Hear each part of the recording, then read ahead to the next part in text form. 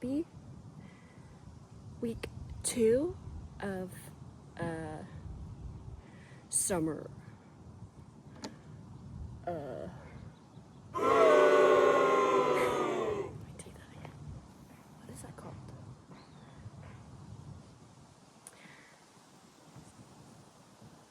Happy week 2 of summer leveling up time.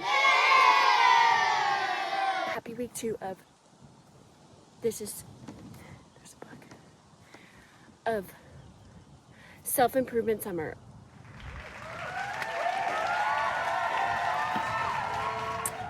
I accidentally ate some moldy blueberries last night, and every step I take uphill that I have to like engage my breath even a little bit, I can feel the moldy blueberry in my intestine.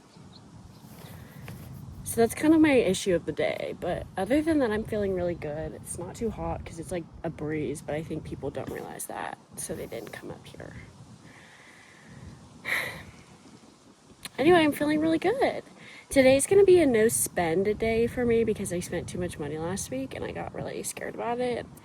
I paid off my credit card before I needed to because I got scared. So good on me, but I can't spend any money today. So today's gonna be a do day. I did laundry, started my laundry this morning. Gonna clean the house a little bit. I already swept, but I need to mop, etc., and clean my bathroom, etc. Then I think I'm gonna do some reading and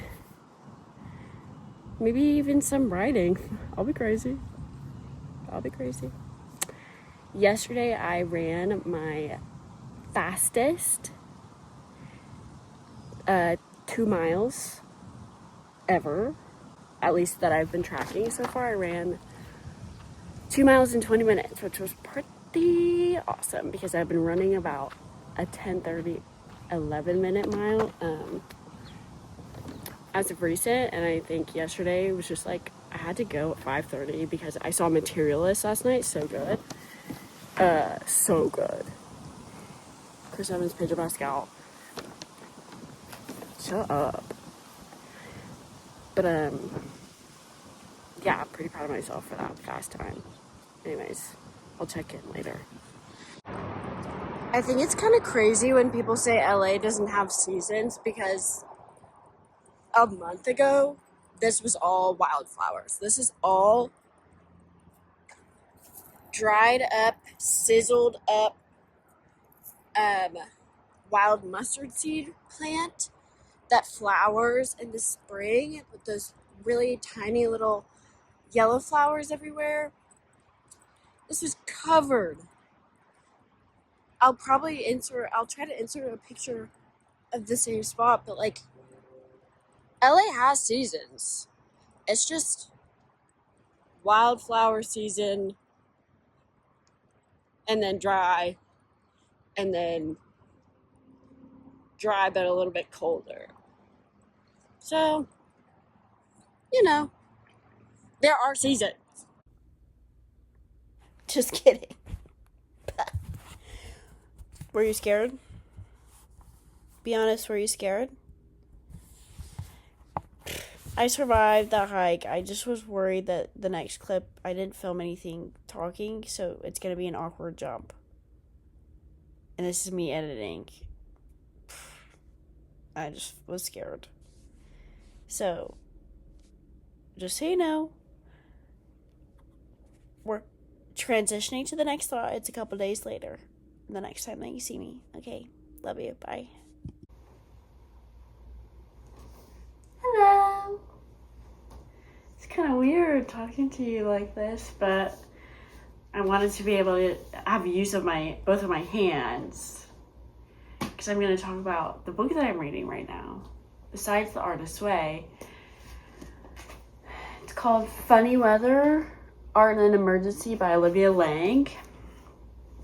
And I have been really enjoying it. I picked it up because I was looking at You're Currently Standing on my physical TBR stack that's next to my bed, and I was feeling very overwhelmed and like I was in the middle of On the Road, and it just wasn't hitting for me. I think it's a boy book, I'll be honest. I'm probably going to return to it and try again, but it was not gripping me. So I picked this up because I was feeling a bit overwhelmed, as we all certainly are, by the state of the world and the current political climate. And I was feeling specifically like I was being selfish, focusing on my self-improvement and creativity in a time that is so hard. I didn't really know what the book was about when I picked it up. I had seen it recommended somewhere, and then it was at a Goodwill, and so I picked it up and I've just hung on to it for a little while. And I'm so glad that I picked it up when I did. I think it was one of those synchronicity moments that The Artist's Way sort of talks about beginning to happen when you open yourself and your mind up to being an artist and creating meaningfully. Yeah, this has been a really nice companion to that. It was also crazy last week. I decided to take myself on a whim to the Getty for my artist date, because I was thinking like, oh, it's something to do. The ticket price is free. You have to pay for parking, but I haven't been in years. The last time I went, which was in 2019 when I visited LA for the first time with my parents. And I just thought it would be a nice little outing for myself, and I didn't look at all what they had on exhibit until I got there and realized that the big current exhibit was the Queer Lens Pride photography exhibit, and it included a ton of work by artists in funny weather, and specifically it had this artist, David Wojnarowicz. I wish I had looked up how to pronounce that before this, but I got to see this in person, and I got to see the other photographs and a few portraits of the artists that she talks about in here. And it was just super meaningful. I specifically found that her writing on David, call him David, familiar, was really powerful to me. His story was really powerful.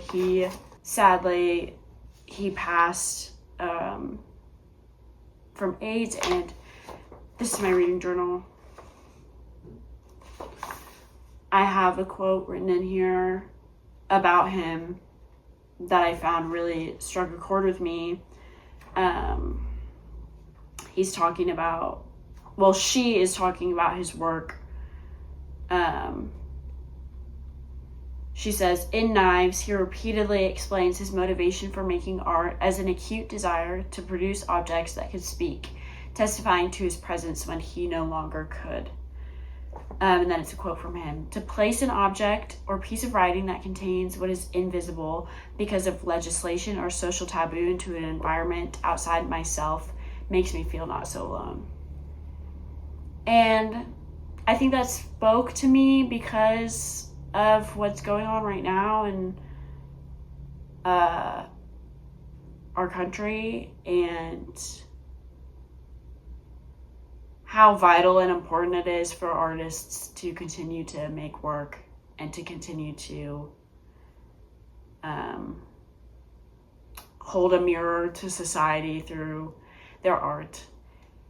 And yeah, I just thought it would be nice to talk about this a little bit. Recommend it highly. I haven't finished it, so maybe I don't recommend it quite yet, but so far I've really liked it, and when I finish it, I'll let you know my thoughts, I guess, my full thoughts. But yeah, synchronicity.